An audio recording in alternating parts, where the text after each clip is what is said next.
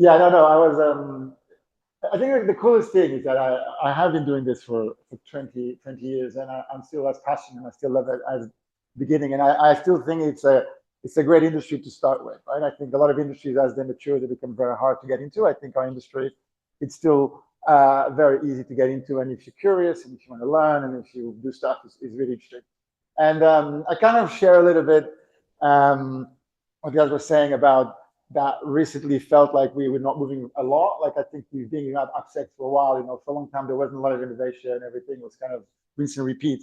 But I think there's a lot of great innovation, and especially around GenAI, I think there's a lot of great stuff that is flying around. So I'm going to cover some of that, especially the latest things I've been going into, which is all about graphs and semantic web and semantic graphs and GenAI and how to actually make the whole thing deterministic. So this is what we're going to talk about. I kind of have I had this idea that, and I when Sam, it's an interesting example. Like I feel like I'm now ridiculously productive in ways that I never did before, right? I know everybody talks about ChatGPT and LLMs, etc. But if you're not really using it, like in a way that makes you productive, where you almost know when to use it, when not to use it. So for example, I don't have an LLM on my IDE, and I code every day, right? Just to give you an idea. But I use LLMs every day, right? So it was Sam comes to me and says, "Hey, do you want to present?" And actually, I was doing semantic web stuff, so I went to Sam and said, "Hey, Sam, what about this?" And what I sent him was a 20-page document. I'm going to show you in a second.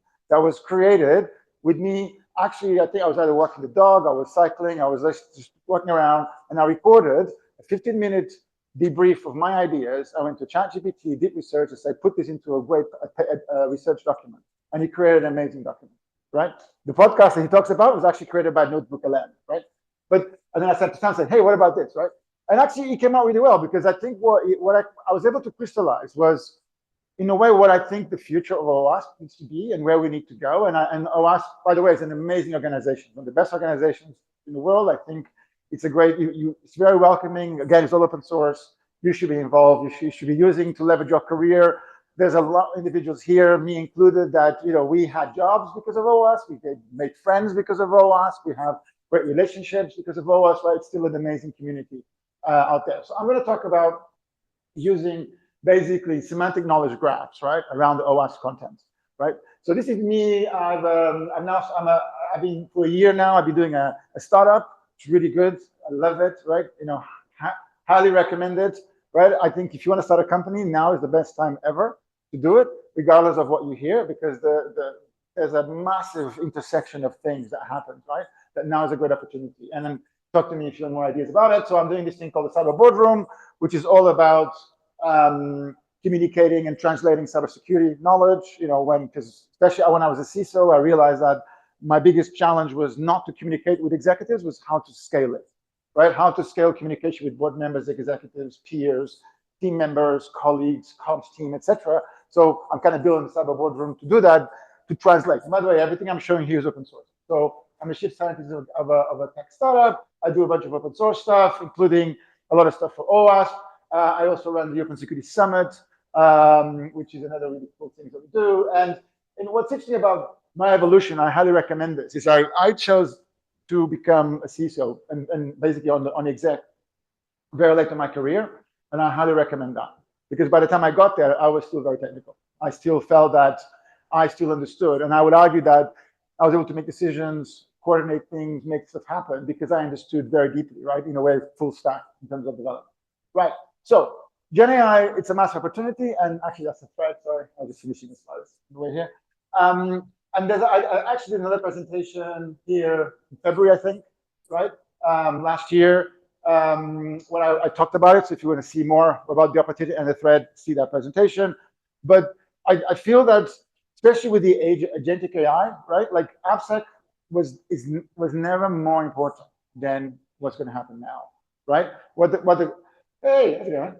crowd is doing with agentic AI is basically saying, hey, let's take these things that we don't know how it works, let's plug it to our internal organizations, let's remove all the AppSec and all the guardrails into it. Yeah, it's going to work, right? You're just about to see what's going to happen with that, right? So everything we do in AppSec is going to be needed times 10, right? The interesting thing about this, and this is, I have a question mark here, and we can go into more, is I'm not sure if it's the current generation of AppSec that is going to be the one that's going to solve the problem, right? Because the reality is that, if for the companies who adopt a new way of thinking, a new way of working, and the new semantic webs and the new way of using GenAI, you're going to be in a situation where a risk assessment company will do better AppSec than AppSec company, right? You're going to find that a QA tool, other industries will come in. And you know why they're going to come in? Because AppSec now really matters. Now, I think my hypothesis is that we actually going to be doing that to the others, because AppSec and cybersecurity, we have one thing that nobody else has, is that we are the only team in the whole company that speaks to everybody, has access to all the data. If you do the job right, it has relationships with everybody. So we can actually play this game quite interestingly, right? But see that presentation if you want to do. I also did a couple more presentations about the journey, the pipelines, and my non-functional requirements are the most important thing you guys can do. And I'll be publishing a lot of my deep research stuff. And I think there's some really cool stuff here, right? And for the people who think that you're very passionate about your ideas and you don't want to share your ideas and you worry that somebody's going to copy, well, I published a huge amount of intellectual property here, all for free. And and there's some traction, but not a lot. But my point is, right, this is really cool research, right? And I'm publishing some really good stuff. You guys should check it out. But a lot of this is also the work I do with ChatGPT, right? And I can scale now. I can communicate now in ways that I never could, right? So before I get into it, I want to do a very nice special mention to OpenCRE. If you guys don't know, it's an OWASP project, right? Yeah, it's a cool project that's trying to do this, right? A bit of the graphs I'm going to talk about. And they have some great linked information. So what they have is they have already gone to the point where they have a graphs. They got to the point where it's like, right, how do we use this? How do we actually get value from this thing, right? And actually, Petra's here, I know there's some crazy graphs we did in Jira, and others I think probably have seen that. I think I was addressing that problem there. Like a graph is not just for having a graph, you have to actually do some stuff with it. You have to connect the dots with it, right? Or else you have this. And this is pretty cool. So this is from OpenCRE, right? This is what graphs look like, right? If your graph doesn't look like this, you're not even playing, right? Because you don't have data. In fact, what usually the graph looks like is a gigantic freaking blob, right? It's like literally like it looks like a dot. If you zoom in, is everything kind of in there because you have all these connections, right? And that's what you want. And I think the problem with a lot of existing graph databases and semantic graph is that they get there and it's like, yeah, now how do we do this and how do we maintain it? And I want to talk about the approach that I'm taking, which is a little bit different. You still have this, but I think is a lot more effective, right? So let's talk about what a semantic web looks like from an OWASP point of view. And I created the next batch of slides with the new ChatGPT 4.0 because I was playing around with it. And it's actually really cool because now he actually creates diagrams. He just about spells it right? So let me use them to explain this, what it is, right? So what if OWASP was a knowledge graph, right? So, and when I talk about graphs, it's node dimensions, right? It's relationship. This connects to that, connects to this, connects to that, right? And by the way, I did a presentation actually ages ago that I said, I think thinking in graphs, right, or something like that. And I realized most of my world I've been thinking in graphs, right? Source code is a graph, static analysis is a graph. I view everything as a graph. And then I go into worldly maps, which you guys haven't got into, you should do, because it's the only thing apart from GenAI that I've learned in the last 10 years that I think is really interesting. And worldly maps is graphs with context, which is really cool. But we can't even do that because we don't have the graphs. So we need the freaking graphs, right? So a graph is what? A graph is when you have connection, when you can go from one domain to another domain, and kind of things are hyperlinked. A bit like, the previous guys were talking about the AppSec graph, right?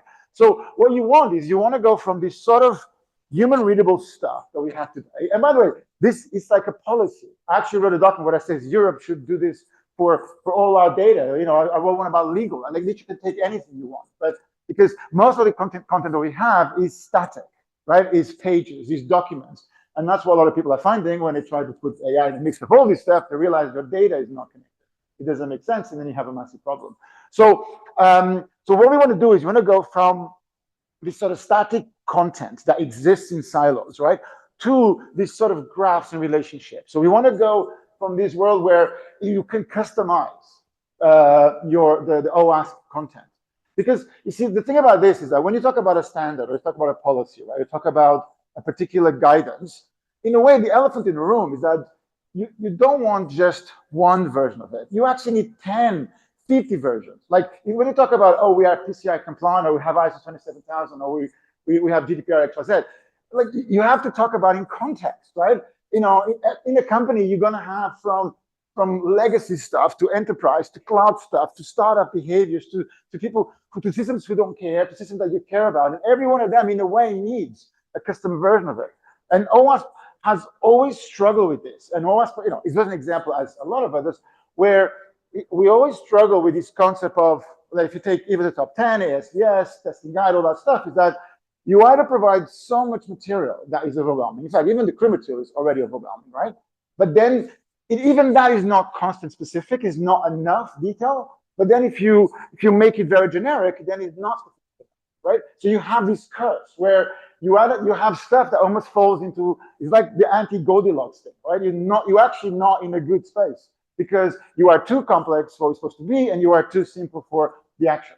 Because the reality is that if you want to drive behavior, if you want to drive change in a team, you have to tell them exactly what to do. And you have to tell them in context, with that language, with that technology, with that team, with that environment, with, you know, with the attack vector, etc. So that means that when we talk about, oh, I want to have an OWASP top 10 custom version, you need to have 50 of those, right? You need to have a custom version that is literally a mashup of OWASP top 10, ASVS, PCI standard, testing guide. And you know what's happened? Every single mature AppSec team that I know of build one of those, right? Because that's exactly the only sane thing to do. But it's all proprietary. They don't share it, and, you know, we don't evolve. But fundamentally, the key problem is that we don't have the data in a consumable way, right? And that's the problem, right? And that's what we need, because you need to be able to personalize it. So a lot of the work I do now is think about how do you personalize something.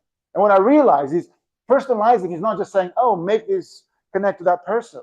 Is you have to understand that person, their role, their knowledge, their culture, their language, how they want to be communicating, right? So I'm Portuguese. You know, the way you communicate to a Portuguese is probably different than the way you communicate to a Brazilian. It's probably different than you communicate to a Sweden or to an American or to a Chinese or to an African or to an Eskimo, right? It doesn't matter, right? We're all different. We have different cultures. We have different references, right? And actually, the more you work in execs, the more you realize they really matter, right? And that's what I realized, that we need to bring that down all the way to our standards, to our communication, to our information. And you can only do that if everything is in the graph and on a semantic graph and knowledge graph. And that's very important. So what we want, so they are connected, not siloed, right? We need to have standard definition so you can make sure that you can connect the dots. And by the way, this is a massive opportunity, right? Oh, I forgot to mention one thing. If you guys are looking for a business to start, I would do it here. I probably don't have the time for the next year or so to do it. So I hope somebody does it, because I think it's a really cool business. But I think there's a business here in building the semantic graphs, building the services, guiding companies to it. Because, and the driver is all these GenAI projects that are happening. They don't have good data. How do you get good data? You create some good graphs. And guess who understands graphs? The GenAI crowd, right? So it's a really cool thing. Yeah, so I would totally start a company around here. So how the LLMs do? So by the way, I'm very critical and I'm very excited about the LLM, right? And it depends how you use it. If you use the LLMs to give you data, it's the wrong thing to do. If you try to customize an LLM, for me, I have a massive allergic reaction. So anybody that talks about fine-tuning models, customizing models, models that learn, every single alarm bell that I have from cybersecurity rings, right? And a lot of the horror stories always start to happen. For me, models are commoditized. You bring your own data. You control the data. In fact, you control exactly what the model can do. And it's all about limiting what the models do. In fact, I wrote a cool article the other day where I basically asked the question, what is the only thing that the LLMs can do? And that's what you should use them for. Everything else should be code. Because actually code is still the most deterministic way to running something. What you can do is use the LLM to create the code or help you to create the code. But don't put the LLMs in line, right? I think that's very important. That's how I view it, right? So in this case, what I'm saying is that I don't want the LLM as an oracle, right? As, hey, here's the data, woohoo, 1 million context window. I bet none of you guys have any idea what that is, right? Even I don't think I know what it is, right? It's a lot, right? We barely do 100,000, you know, if at all, right? Most of the stuff we do is like 10,000, 20,000, 50,000 characters, right? But yeah, you can shove all of it right in there, but it's still not the point, because you still don't have provenance. You still have this magic thing that kind of somehow explains. And I want to show you how I go around that. So I use the LLMs to extract the stuff so that we can take the PDFs, the static documents, and then filtered, personalized with semantic web, and then have dedicated use cases and personalized information, right? And I think what it means that the amazing materials that OWASP creates will be 10 times, 100 times, 1,000 times more valuable than they are today, right? Because that's the thing. And then we have a great tools. By the way, I open source this mGraphDB. It's a serverless Python graph database because there was none out there who did what I need to do. So it's really cool. It's a file-based system graph database. And I'll take a look at it. There's OWASP Spots, which Sam helped to nudge with together. A nice project, needs project leaders, right? If you want to help, join me on that one. It's literally every work that I've done for the last couple of years. It's in there, including everything I did last year, right? And and that's the thing. So that's the future, right? So eventually I go in here and I have this nice semantic web and everything connected to OWASP. So let's look at how this works in practice, right? Oh, by the way, you can read more here, on there. There's the presentation, there's the documents, there's a podcast which I created using Notebook LM, which is really cool. So yeah, so I didn't create a podcast. I went to Notebook LM and say, hey, here's a document. And actually, it's a really good. I mean, if you heard it, right? It's actually really good. And it's on Spotify. You go to Spotify, you can hear it, right? But what I like about this, for me, this is me experimenting with this stuff, right? And it's really cool, actually. Like you go in there, you give the text, and you get a nice podcast on the back of it, right? And then there's this 20-page document that you. The thing about this is like, I actually think it's well written, right? What I like about this is that this is my ideas well explained. So this is the thing that I found interesting. I found interesting that I read this really well because in a way I know the ideas, right? But I find that, for example, I do some virtual consulting these days, and I come off a meeting with the team, and I literally do a brain dump, and I send them 10-page document, right? Or 15-page document. But they all get it because it's in context to what we talk about. But now creating documents is really easy, right? And that's very important how you communicate, right? So let's look at this in practice. So you got the top 10, which looks like this, which is amazing, has a lot of great content, but is literally markdown, right? And it's multilingual, but it's still markdown, right? So this doesn't really help, right? So what I've done was I built this API, right, which is now available, right? And what I can do with this is I have a way that I go and get the raw data. So this is the markdown, by the way. Then what I do is, and this is actually quite important, right? And this is a good example I was saying. So I wanted to convert the markdown to JSON, right? So yes, I could build a parser, but what I did was I went to the LLM and said, hey, can you convert this to JSON, right? And one of the things I do these days with LLMs is that very rarely I get the text out of an LLM, right? These days I always give it a schema like this. So what I've done was I wrote this schema. In fact, I actually got Claude to write the schema for me, right?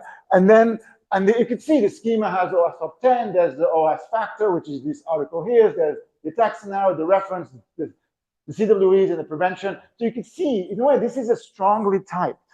But this is an object, right? This already is a graph, right? This is a strongly typed version of this, right? So I go from here to here, see, all nicely JSON structured via this LLM call, right? So this is a good example of I'm using the LLM to accelerate my development.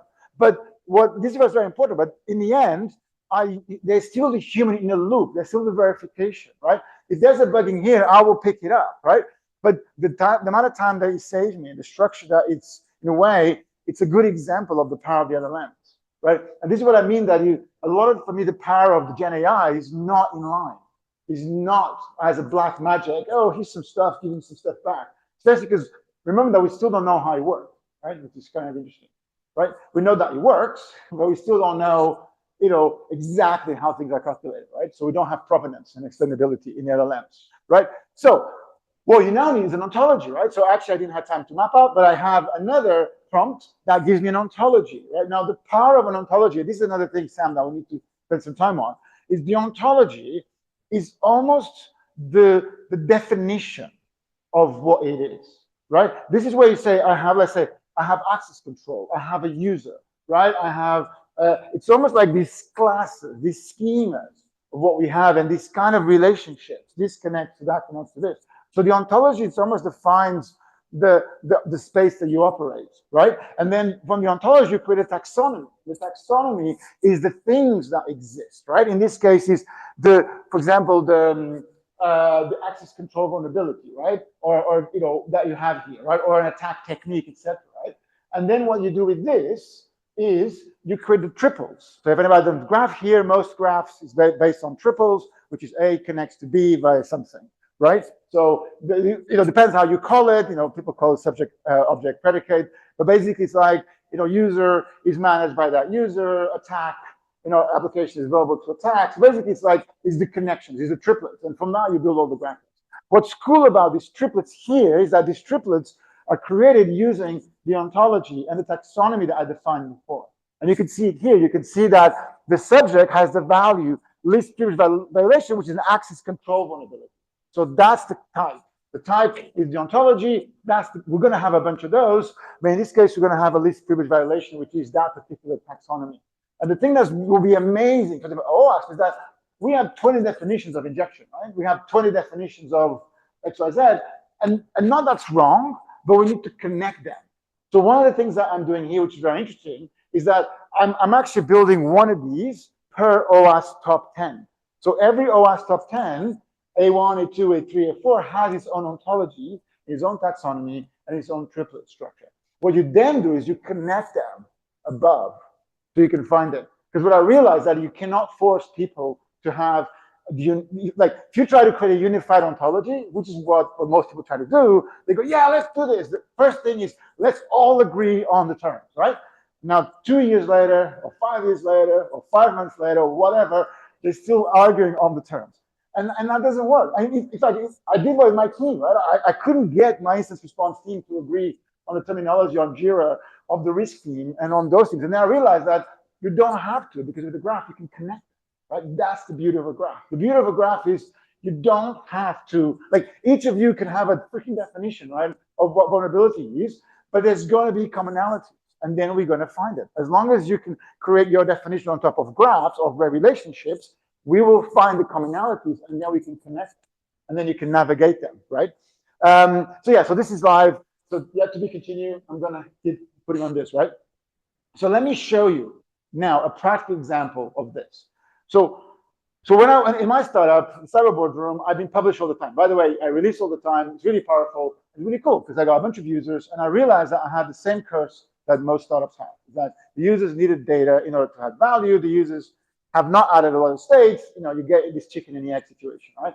And by the way, the other thing I've done, which I highly recommend, is I managed to run everywhere. So I solve lots and lots of deployment problems, which is great. So I can run everywhere from scratch, but I still have the same thing. And then I realized that cyber news feeds are a great example, because cyber news means that there's always stuff happening, and you want to have your own personalized news feed, right? You want to have your own personalized data sets, right? What's going on today relevant to you? And I realized, oh, that's a great thing for the Cyber Boardroom, but let me actually build that first, right? And by the way, I'm looking for investment, because now I figure it out, but I'm glad I didn't have investment 6 months ago when I did on my tours, detour, right? So I'm going to show you this, and this I can explain in more detail, because actually these slides are a little bit more mature than the other ones. So what I needed to do was, how can I go from this persona? So this is a description of a persona, and this is a cybersecurity, you know, articles that exist. How do I go from there to here, right? So, and this is available, by the way, it's on mvp.myfeeds.ai. You can get different newsletters for different use cases. So you have one for the CISO, one for the CTO, one for an investor, one for the board member. So and the idea is that I have all these news articles, right? And I want to create a customized version for a CISO, and then I want a customized version for you, and then for you, and then for you, right? How do you do that, right? And more importantly, how do you do that without black magic, right? How do you do that with explainability, provenance, debuggability, right? That's the challenge, right? So here's what I did, right? By the way, there's some cool sites that you can go. That's the site that has all the information. Everything here is open source, right? This is a web page from a bunch of content that from the user. That's all the news, and then that's the API, right? So you can go there, and I'll show the slides later today, right? So here we start here, right? So we start with this publish digest. So that's what you get in the end, right? So how basically do we go from here? So this is what the article looked like, right? So, and what you could see, I got a title, and then I have an image, right? That this was actually created manually with GPT-4o. Then I have a summary, I got the main areas in there. So you start to be more specific. And by the way, this will be unique for everyone. In fact, will be unique per person, right? So the CTO has one, the CFO, whatever persona I have will get a different version of these, right? Main topics, strategic implications, article details, and a link to the LLM, which we'll cover in a second. So this is the beginning of that. This is the beginning of saying, hey, I can personalize this massive amount of news that are coming your way, right? So let's look at these links here, because these links are very important, right? So what you got in these links, right? And this is the cool thing of open source, right? You can really make it really easy to access the data. And I'm using S3 as a database, a cloud storage as a database, which I get back in a second. So what you have here, you have three things which are very important. You have the actual cache of the request sent to the LLM. This is really powerful. So every request I make to the LLM, I save it. So I can go back, I can replay it. So I have a huge amount of performance gains from this, but also from the debugger point of view. So I save every single request that is sent to the LLM, right? I have saved the response, and I can even give you the prompt in a nice, easy way that you can copy and paste, right? So for example, what you have here is the system message. And by the way, if you haven't played a lot of this, I highly recommend. So this is the message that says you're a specialized news analyst creating news, right? Then you give it the schema, right? The role. You then give it the persona description. You give it the article and the information here. So if I want to have a different persona, I just need to change this part, right? If I want to have a different view, I have that. In fact, this part here is the relationship between the article and the persona, and this is actually information about the article, right? So that's what I give to them, right? So for example, like if you want to create, in fact, I'm working with some CISOs, which is very cool. So they want to create personalized news feeds for their clients. So what they do is they take that prompt, and eventually I'll automate this better, but you can just take that prompt, feed it to ChatGPT or Claude, and then modify some, and you can get variations of it. It's really cool, right? And again, like it's actually, I found it's very powerful to also empower the users, right? You'll be surprised, like even those prompts are super powerful, right? So this is where it gets interesting now, right? So my response, and again, if you guys are doing anything with GenAI, I cannot stress enough how important it is to work with JSON and with classes, right? Because that brings a level of deterministic to the whole mix, which is insanely powerful. So what you see here is this LLM response that you got there, right, actually is created from this class, right? So this is the schema where you can see I got my persona, I got my executive summary, I got the digest, the section header, the section text, and the article's IDs. So this is what I use to create the newsletter, right? So I don't go and say, hey, magically come up with a newsletter for me. I say, here's a schema that I want to use to do that. So the LLM then gives me the data that I can map out. There's the introduction, there's the section header, and there's the article there, right? So the data that I get from the LLM, which is this, feeds directly my schema. And what I've done was, again, open source, I have a little parser. And then Pydantics has the same thing, where you modify the schema, and then next request, the schema is now enforced, which is really cool. So I control what the LLM gives me by, in a way, the schema and the descriptions you give here, right? Which is crazy powerful. So think about it, like the LLM becomes a lot more resilient. The answer becomes, in a way, strongly typed on this, right?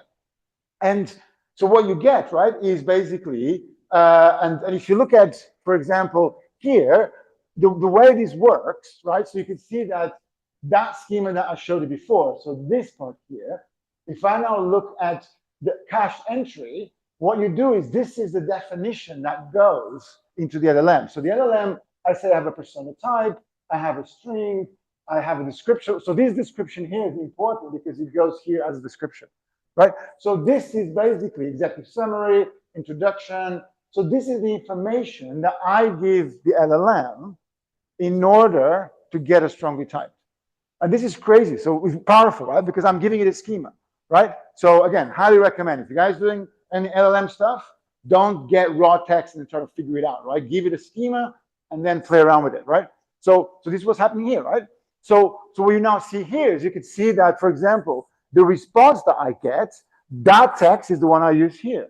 That text goes here, that text goes here, right? So that's fundamentally And then the article is the same thing. There's my headline, there's my article source, there's the image, etc. So this is the data that I then use. So in a way, this part here was created by that. So what's interesting about it is that I have very strong deterministic understanding by the creation of this, because I know that as long as my data is correctly here, that's going to come well here. So again, the point is never ask an LLM to give you HTML code, give it data that you can actually manipulate, right? And access, right? So that's what you have here, right? So, all right, but we haven't got the good bit, right? So how do we connect it, right? So how do we go from here, right, to here? Because you can see that here on my persona, so this is the one that is unique per person, right? I go fintech company, why it matters as a fintech system, right? So basically this is the same question as before, like how do you go from an OWASP standard into a customized version of it? How do you connect these two, right? So the way it works is the first thing I do, and this is very important, is I take the article and I create a semantic knowledge graph of that article. So basically what I do is I say, here's my prompt. You a knowledge graph extractor for each of these, give me the relationships, and then I give it this schema, person entities, relationships, direct relationships, and I get this, right? So basically the first step is I go from content to graph. And the cool thing is the LLMs are very good at this because the LLMs are already kind of thinking graphs. So what I'm basically saying is saying, hey, instead of having just a blob of text, give me a graph that shows how the relationships in those texts actually map together, right? And in a way, this is crazy powerful because I can then use this to connect them. Like, so you can see here, there's my entities, there's my relationships, there's my schema, etc. Right? So again, that's the schema that I use, and this is what I get from the LLMs, right? Which is fundamentally, it's a graph, right? So what happens is I took this text, I converted to these entities, and I got that, right? So that is a graph that represents the relationships for a CEO, for example, right? The CTO looks a bit different, and there's different ways to present this, right? But that's how I then can know what I'm going to show to a CEO versus CTO, etc. And that's what we need. So the first step in our semantic web journey is to go from static content to semantic knowledge graph content. And this is everywhere. This is on your source codes. This is on your rules. This is on your marketing materials, on PDFs, documents, policies, everything. You have to move. We have to move from what is fundamentally static content into content that is mapped like this. And the coolest thing is that this doesn't need to be right? What it needs to be is good enough for us to go, oh, hold on, that relationship is not there.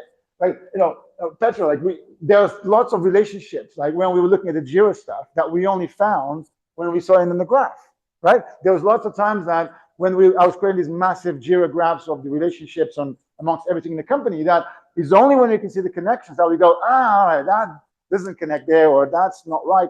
So what's cool about it, and I think the missing piece of the puzzle for the semantic web crowd, right, and even for OWASP, was we need the LLMs to help us to create this. Ironically, the better our graphs are, the less LLMs we need. So there's an interesting paradox here, which is actually the better our semantic graphs are, the less LLMs we need, because, and then the good thing, because we introduce less variability into the system, right? So, so let's zoom in, for example, on a couple of links. So how does it work? So this bit is that part of the graph, right? So now you can see that the reason why I have a note for mid-sized technology company is because the text tells mid-sized company, right? And I have a thing that says SOX and GDPR, and I extracted SOX GDPR. And I have business continuity, and I have that and that, right? So if you think about it, like immediately just here, I have provenance, I have explainability. I can say why that is there. And the coolest thing is we can now look and say, oh, there's nodes missing, there's nodes that are not relevant, there's relationships that need to be improved, and that's okay. And that's, again, why the human in the loop or human in the feedback loop is so important, right? So what you see here is basically that connection, right? So the CTO is the same thing. There's the CTO graph. Here's the bits for the CTO. So you can see like different containerization, ML platforms, microservices, and they come from here. Cloud migration, ML platforms, microservice adoption, and etc. Right? So you can see that this is how I go from a persona into a semantic graph, and how I can then double check that everything is fine. Right? So that is the key piece of the puzzle, right? And that's what I was doing to OWASP content, right? So next step is we do the same thing for the article. So we take the article and we go, hey, can you extract from here into the schema, which is the entities, the direct relationships, the ecosystem, and etc. Right? So I feed an article to an LLM with this, and then I get something like that. So this is a graph for that content there, right? And this is actually without me even giving a direct ontology, right? Because that has the connections in there. So what I actually do is so you can see here, right? Like middleware is there, critical is there, vulnerability, is connected over there, right? So so that's the flow, right? So for example, in fact, what I actually use the title and the description. I create two graphs, I merge them, and I create this one. So this is actually a simplified version of these two. I realized that it was kind of good enough, but you can see it, right? You can see that critical Next.js vulnerability allows attackers to bypass middle authentication. You got middleware attackers through vulnerability, etc. Next.js, you have the CVE, very important, etc. So this is the semantic graph for that article, and this is what we should have for everything. Every piece of content should have one of these. In fact, this should be part of an ontology. So this should be connected to our definition of attackers, our definition of critical vulnerability, which again is different for everybody, right, etc. Right? And that's how you can say, oh, but I don't use Next.js. Great, so this doesn't matter to you, right? So that's the power, right? So, and that's how they connection. You can see our transition checks go here, CVE maps there, middleware request maps there, right? So here's the two other articles. So this one is for that one, ongoing cyber attacks exploit vulnerabilities in Cisco. You have Cisco, exploit, vulnerability, another CVE, smart licensing news, etc. Right now here I got command and control. You got Roslyn, Raspberry Robin, EC2 infrastructure, malware, cybersecurity, access broker, etc. So what you can start to see is that depending now on your interest, you can now easily filter these things, right? So now how do we connect the graph? So you can see, so I use one LLM to create the entities. I create the LLM for the persona, one for the articles. And actually, the way I do this, right, is I actually ask it, right? And actually, before I do that, I take this graph and I create a tree. So this tree view is basically that, right? You can see here, right? Those are the nodes in blue. That's the nodes. So that's the edges, and that's the nodes, right? Middleware, critical, Next.js. So that's that there. And then the edges, which is these relationships here, I represent as part of a tree. I actually found that this works really well, right? So the question was, in a way, like, how do I give this to an LLM, right? Because what I don't want to do is give it a screenshot, right? And actually, JSON was quite convoluted. I realized the tree structure actually worked really, really well. Again, the LLMs are actually quite clever, right? Understanding that kind of stuff, right? So that's what I do. So I feed them both, right, in these prompts. So you can see that's the prompt. So you are a cybersecurity knowledge graph. You're going to connect the two. I want you to match this. I'm going to give you the persona, and I'm going to give you the article tree. So that's the persona tree. That's the graph tree. So that's that one and that one, right? And then what I want you to do, based on this schema here, again, that's the connected entities. The most important thing is these two, persona entity and article entity. That's going to be the glue of two articles, right? So that means that the result that I get is something like this. You see emerging cyber threats middleware, and that means that I can now connect that on the persona graph with that on the article graph, right? Again, that's on the persona, that guy there, and that connects to that graph. So what you end up with is something like this. Here's my persona, regulatory compliance, who maps in this case to that there. Here's my emerging cyber threats, who maps to the middleware, right? And basically, here's an example of the end-to-end, right? Here's my article. Here's my graph of my persona. Here's my graph of my article. Here's my graph. Here's my article itself, right?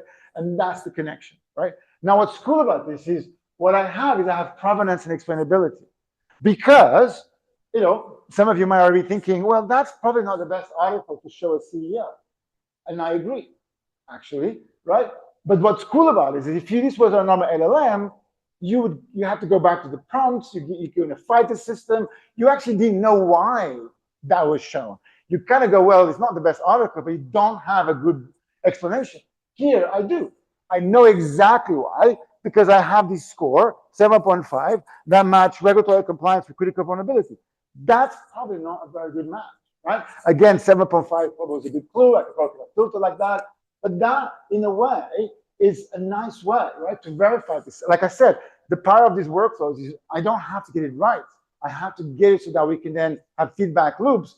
And the persona can say, oh, look, let's create better nodes for my graph. Let's create better nodes for this. In fact, I would argue that the news organization should give me the graph already created instead of me having to create one for them, right? So there's a better example of that, right? So here you got regulatory compliance, regulatory bodies. That's a nice link, right? Here you've got business continuity planning, again, a nice strong link. And usually where things go wrong, and this might look simple, but in practice, it's a massive pain, is that's in lowercase, that's in uppercase, that's lowercase, this has an extra planning on it. When you try to do this, again, the LLMs are quite good at this. Without LLM, without the graphs, it becomes a nightmare, right? So in a way, I now connected much better this graph, right, for a CEO, like that one, or this graph for a CTO. Look, this is a great one. CD pipelines, GitHub Action, right? That's a really nice way to connect two graphs because, you know, they actually are equivalent, right? And ideally, these guys will have a common taxonomy, a common ontology, right? Which will give us even more assurance. But the coolest thing is if you do it like this, I know we have provenance, we have deterministic, right? We can explain. And I would argue that any GenAI project that doesn't have this kind of level of explainability, that's when you hit problems. And that's why there's so many projects that are not working very well at the moment.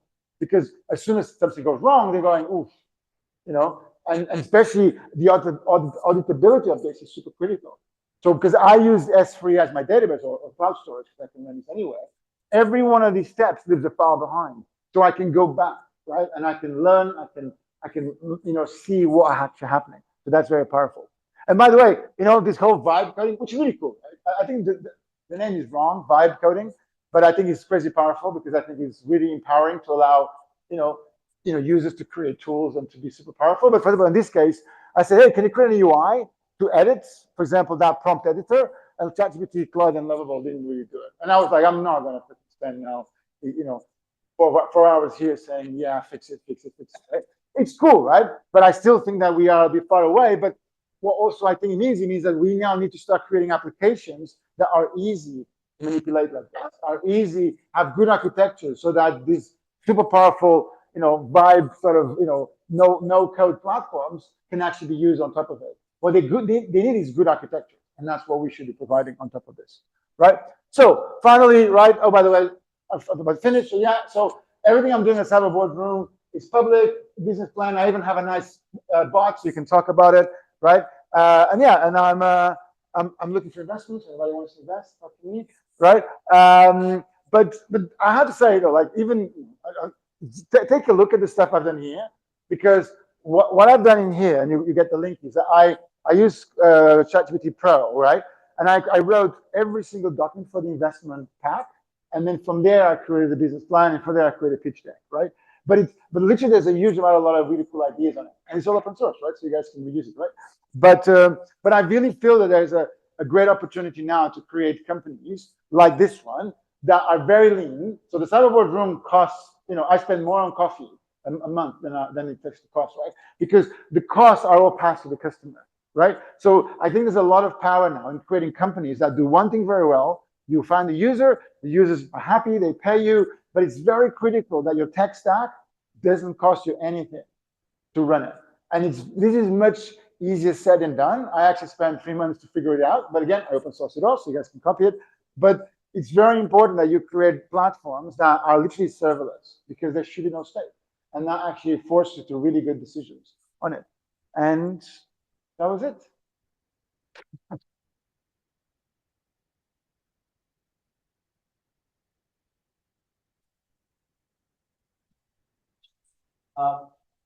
So my first questions, this is a spotted case, you must be getting really good at prompt engineering. Because, well, notice from slides, you figured out the prompts, how to get LLMs to take the unstructured data, text or news article in this case, right, convert it into a JSON without hallucinating. This is the second question. How are you still getting the hallucinations? And then we managed to get it into the JSON in the right structure, in the right format. And because it's LLM and not a text parser, you've got, things like uppercase, lowercase, different cases, but it's the prompts, right? Mhm.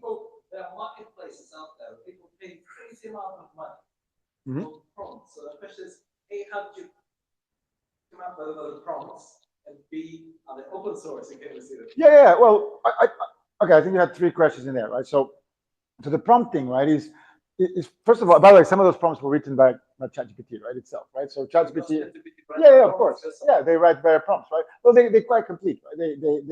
The thing is not that, like, so for me, I use ChatGPT as a collaborator, right? So I'll give you an example. My workflow when I'm coding, right? In fact, if you go to my LinkedIn, there's a part of it where I have like all these documents that I created, right? So my workflow is like this. I say, even like the stuff I was doing for OWASP, right? So I go, okay, I want to do this. So I tend to use Claude for this, because Claude is just a little bit better, I think. ChatGPT, the latest ones are cool, but Claude, I quite like it, especially with the projects, because with the projects, you can give it the files. So I go to Claude, I literally have, like probably a half an hour conversation, right? And what I'm doing is I'm thinking better, I'm debating. So I'm not, you could say I'm prompting, but I'm talking, I'm writing my architecture. I'm exploring. I'm saying, what about this? What about that? Think about this. Think about that. And I'm guiding it in a particular direction. So, and that's what you guys need to do. You need to learn how to use the tools. Learn how it, in a way, how it's thinking, because it is thinking, right? It's not thinking the way we think, but it has a level of intelligence, right? I need to leverage it. So, for example, like a lot of that stuff, I tend to say, like, okay, now I need to do this. Can you write me the prompt to this? Or here's my prompt. Can you improve this prompt? So I view more as like I have conversations with the chatbots, right? And then multiple ones. And then again, you need to learn when to use ChatGPT, when to use ChatGPT Deep Research. And again, OpenAI deserves a prize for the worst naming convention that they come up with. But, play around with it, right? And then NVIDIA's and so the DeepSeek stuff and, like all of that is just, it's about having conversations and debates about it, right? And also being curious. What I like about it is like my learning now is so high because everything I don't understand, I follow up. Explain me this, I don't get this. So, and that's why I copy and paste to my code, because I don't have anything in the code that I have that I don't understand, right? Now, there's some area where, for example, writing text is actually quite good. So I kind of view it as a lot of the code I get from Claude is like code I wrote a week ago, right? It's kind of code I could have written. It's a little bit familiar, but it's the same one as the code I wrote a week ago or a month ago, right? And then I take it and I manipulate it. But I found that having it in the IDE was actually distracting. So again, you need to learn when to unplug, right? On that. Now, the hallucination thing is actually, if you ask the LLMs to give you structured outputs, like JSON, so if you give it, it's called, basically they call it tool-based thing. So if I go to an LLM and say, here's the schema that I want you to reply on, in a way, is the stronger your schema, the less hallucinations you're going to get.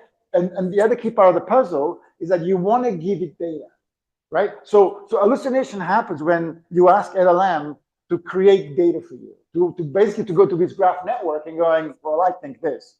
Where you get very little hallucination when you say, here's a text, right? Here's a schema.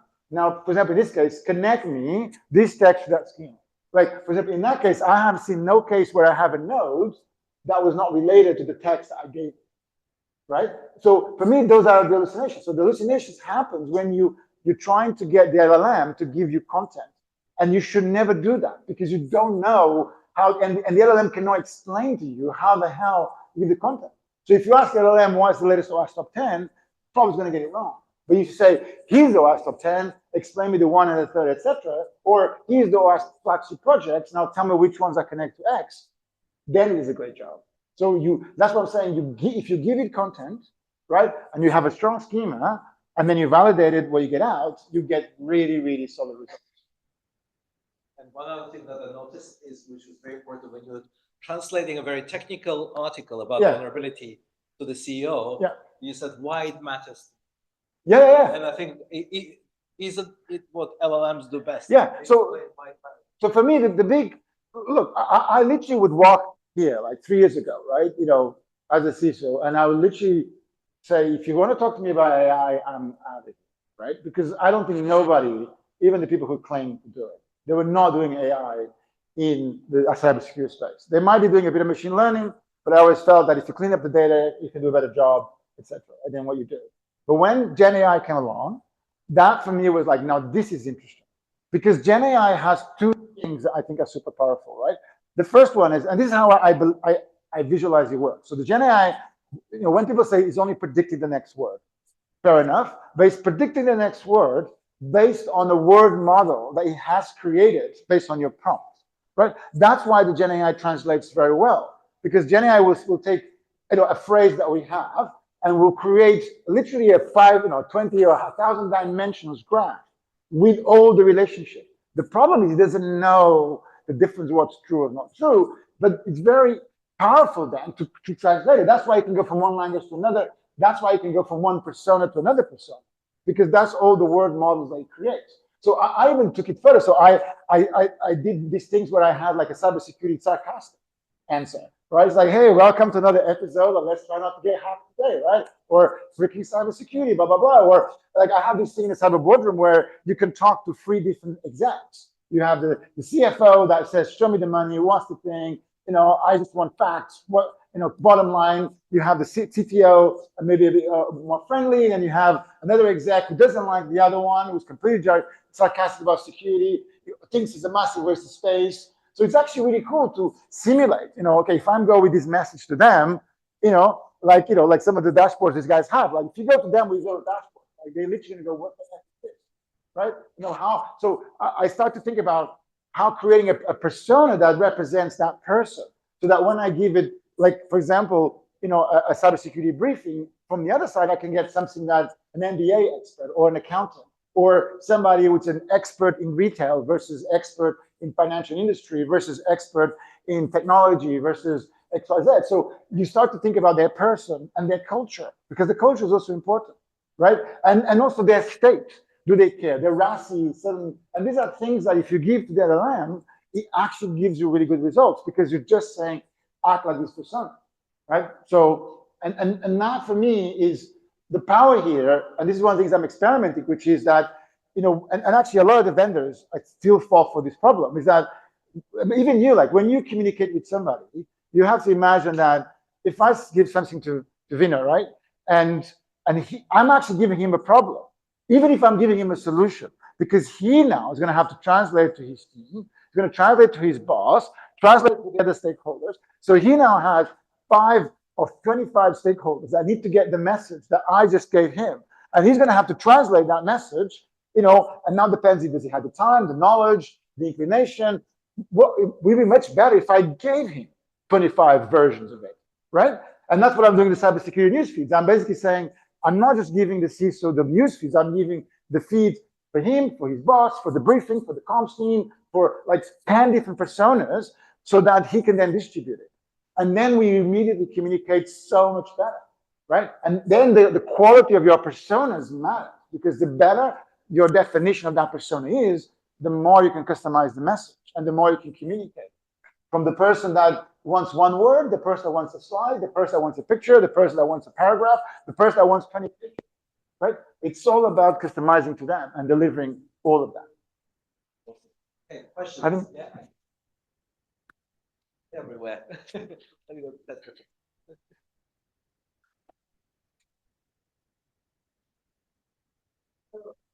Just going to throw in there, just around the Dinis Cruz, right? This is probably the person that is not fully responsible, but partially responsible for me being in cybersecurity where I am today. So thanks for that to Dinis. So I wanted to ask you a technical question. You're creating a bunch of these JSONs, which I'm also looking out at. I love graphs. I love how they connect to each other. You throw S-bombs in it to get more context to that newsfeed. You can, then curate your content. How do you get users to then later have the ability to query that data somehow? And the other question is, have you considered actually pushing all that to a data lake, like Redshift? Yeah. So yeah, so the first one is absolutely right. So the user feedback loop is a massive critical part of the system, right? So that I think there's 2 layers here. I think there's the layer of we need to come up with interfaces and experiences that make the feedback loop very very efficient, right? So it shouldn't feel like a massive thing for the user. But then you also have the kind of user, which I think is more the more power user, that I would argue that it's a very graph-driven experience, right? Like you visualize the graphs, and then it's almost like you're pruning the graph, like you're pruning your tree, right? You're making connections, you're figuring out the taxonomies and ontologies, and then you run it. But yeah, but that editing experience, the feedback experience, is absolutely critical, right? So that's the one. And the other, yeah, look, I think there's a lot of value in Redshift, in Neo4j, Neptune, those graph databases. I don't like when they are the data source, right? Because once and it's kind of like the LLM. So if you think about it, most databases, especially LLMs, they're like a dish that you're cooking that you can only add things. You cannot take anything out, because once you add it, you don't know. It's like a dish, right? Like the food has gone everywhere, right? So the LLMs and the graph databases are the same thing. Once you add stuff to it, it becomes this blob, right? This kind of thing, and that's why most graph databases, eventually nobody can touch it. Very, very kind of curated, right? Because, or else you can cause a lot of damage. So then you use the LLM to query that data. Yeah, to create queries. Yeah, but that querying is a little bit different, right? But the thing about the querying, what I found is that it's actually what works really well is you create these transformations. So again, there is power. There's some use cases where yes, you want to pump it to a massive database and query, right? But what I found that if you do this transformation, you leave them behind. That's what you want to query. So what you guys haven't seen there is that on that, in fact, very, very quickly, what you have here, if I show you, for example, a persona here, and I have a UI for this, but I actually want to show you this part here, right? Is that if you look at this, right, what you see here is you see a description, and you see all these files. See that? That's a file, digest HTML, entities, etc. So each of these, in a way, is like almost a database, not the PNG, of course, but they are a mini database. So what I'm doing is I'm almost creating files of files of files, schemas of schemas of schemas, and each of them zoom in a bit more, right? And I'm using the file system as my database. So what I have here is that the workflow that creates, sorry, guys. So the workflow that creates, actually you don't see here's on the admin. Sorry, I have a whole workflow that basically has 7 steps, and every step creates a different S3 file, right? And by S3 I mean cloud storage, right? Because it works anywhere. I use a local stack, which is really cool. So, but the power here is that, what I found is that if you start thinking in terms of schemas, of transformations, it actually, the data gets cleaned up quite nicely, and then you query on top of that. Do you know what I mean? So it's almost like it's the same thing that we do in big databases, but you don't need to query the data all the time. And the power of a graph, if you think about it, the power of a graph is that you can have a huge amount of data sets, but you're just loading up the bit they're navigating to, right?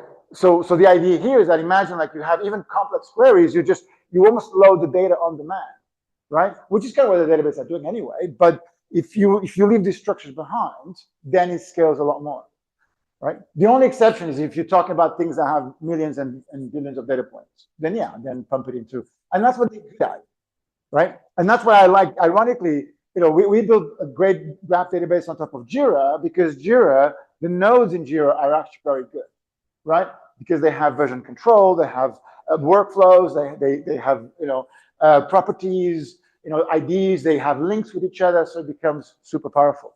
But the thing that I'm doing here is basically that ability to basically, in fact, like if you look, this page here is fundamentally a page created from all of those files. So that file that you just saw there came from S3, right? So the other thing I found here, and I cannot, literally, I cannot understand how powerful this is the fact that, a lot of the stuff that I'm doing here is basically stuff that I pay the cost once to create the things, right? Like, for example, the digest. Let me just find here the digest article HTML page, right? So this page here, which you saw in the other one, basically everything that you see here has already been pre-generated, right? So here's all the entities, here's all the information. So again, if I want to say for this article, where are my entities, right? I can see them here, right? And I can basically start to see the connections, right? Between one and the other, right? And the power of this is that, in a way, a lot of the stuff that I do here, it's a one-off cost, right? You create once and you save it. Create, save. And the reads are then ridiculously fast, right? So the thing about this is, if you think about it, my graphs are not necessarily just the nodes and edges, right? In fact, this guy here was created using the M graph that I bring in, because this is me bringing JSON into a nodes and edge kind of structure, and then I build an export that allows me to say for each of these color code a little bit differently, right? So basically, the way I think about this is, my graph is not just the nodes and edges. My graph is made of nodes and edges and a JSON file, and I connect here, and I go over there, and I go here, right? And it's almost like the relationships, right? And that's the power of it. So the graph, in a way, is almost like, as long as I can connect to something, that's now a path in my graph.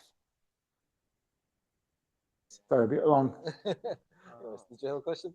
Yeah, I just want to ask a question in relation to what you said regarding the payload. Yeah. If you're using LLM and using machine learning, with your, I know you can edit the pseudocode now, but with the code injectors now, how can you harden your LLM not to, because people can inject code to make the API or the chat box or the ChatGPT or whatever to behave in a way that they can sneak in RCE, reverse code execution. Yeah. Is there any way where you can block that backdoor in terms of future of AI? Well, as so like yeah. somebody committing suicide with the AI, they inject malicious script, and then the person can tell them, oh, you can commit suicide and stuff, and it's happening in the US, which is very ethical. I think that's going to be a massive shit show, right? And by the way, if anybody here is into offensive security, like you should have me feel that, right? Because I don't think we have even reached the buffer overflow stage of our LLMs, right? There's a time where, Microsoft had a great picture, right, on SDL, where they have a string safe, right? That was called string face because he had a try catch, right? And it was literally memory copy, right? It was like buffer overflow 101, right?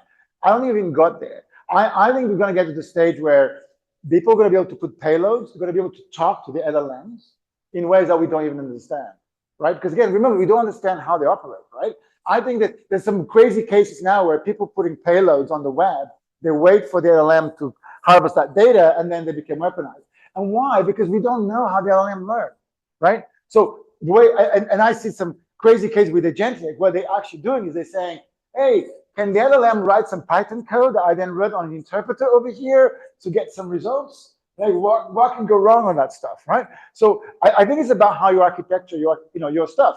And the other thing you should all be doing here is that there's this really cool concept of triple redundancy checks, right? Which, for example, the divers use and other people use. So, for example, like if you're diving to a lot of depths, you either bring one watch or three, right? Because if you bring two, but diving means if you go very deep, right, you have to be careful going up, right, or else you can die.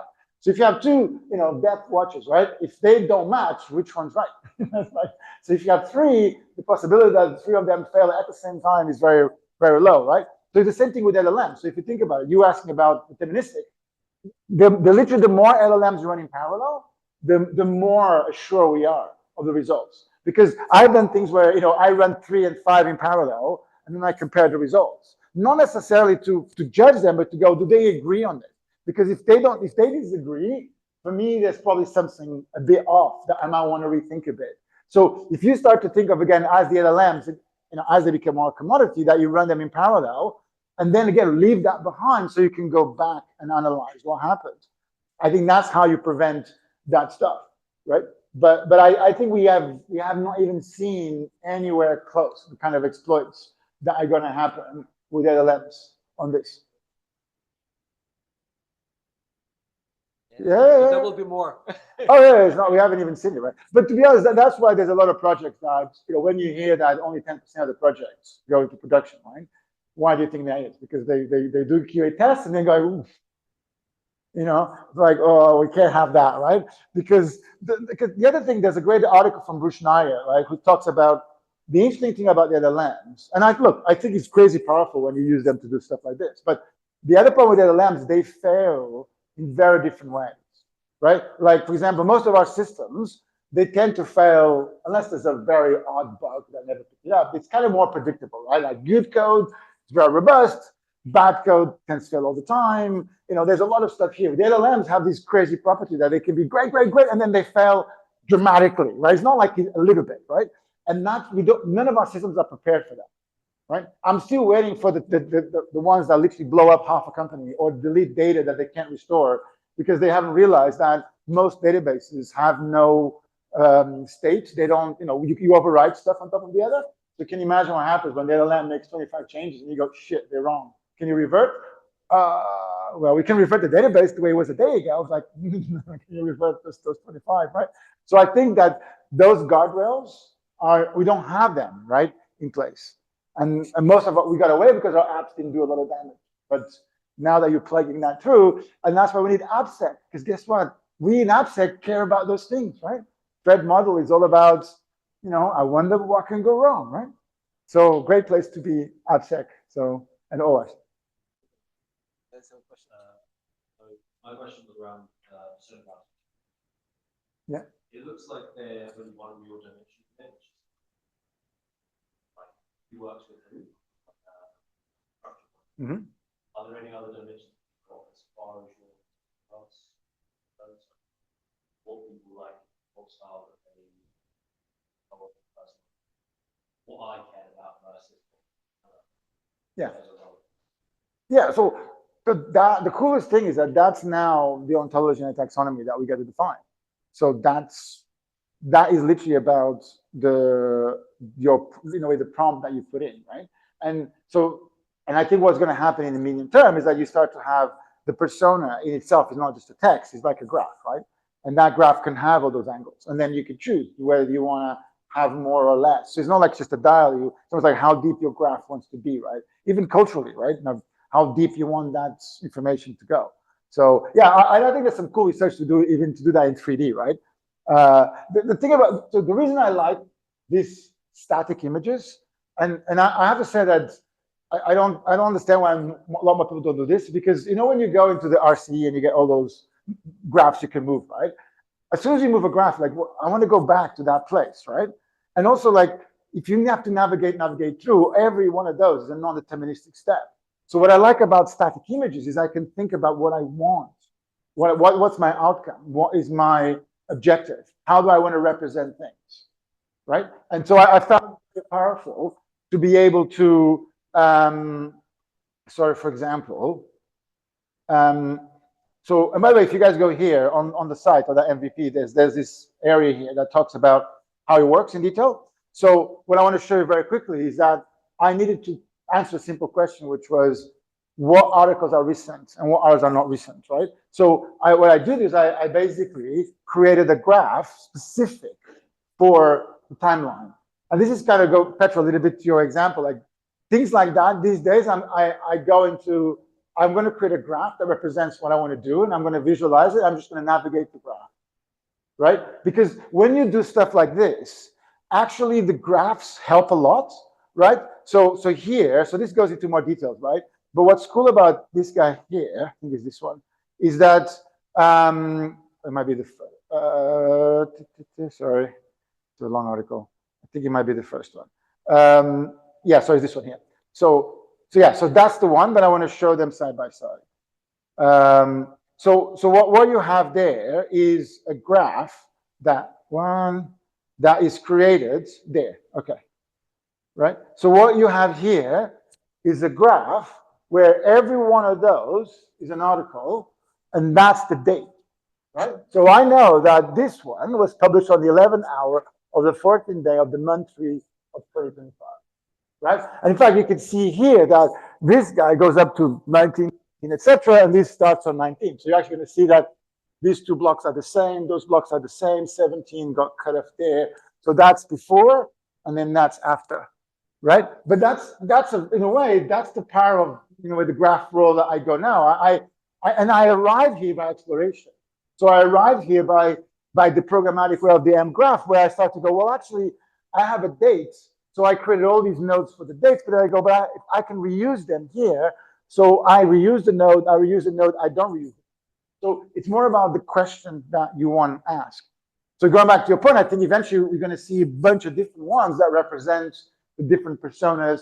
And the whole point of it is to have explainability, to be able to say, that's how I arrived at that decision. But this is now very effective. I think this should be golden on instant response. Can you imagine this on instant response? Where every single activity, you have a little thingy and you can navigate and you can know exactly what happened when, occurred. But so what usually happens on database is you pop all of it into a database and then you try to query and make sense out of it. Where I prefer, so here, I then use this to go into my other graph. So it's almost like this becomes the timeline graph that I'm using to answer timeline-specific questions, right? And it can live in its own files, in its own structure, in its own mgraph databases or JSON files, and I can just load and consume it on demand. So, are you telling me that I can get my CRO? Yeah, exactly. Or you want that. Okay, that's fine. I once did one where I was having as a Brazilian football commentator. I don't know if you ever heard those. They're hilarious. It was really cool, right? Like, you read, the cybersecurity events or data as, a commentator of football or, whatever sport you're into. Wonderful. Let's all thank Dinis for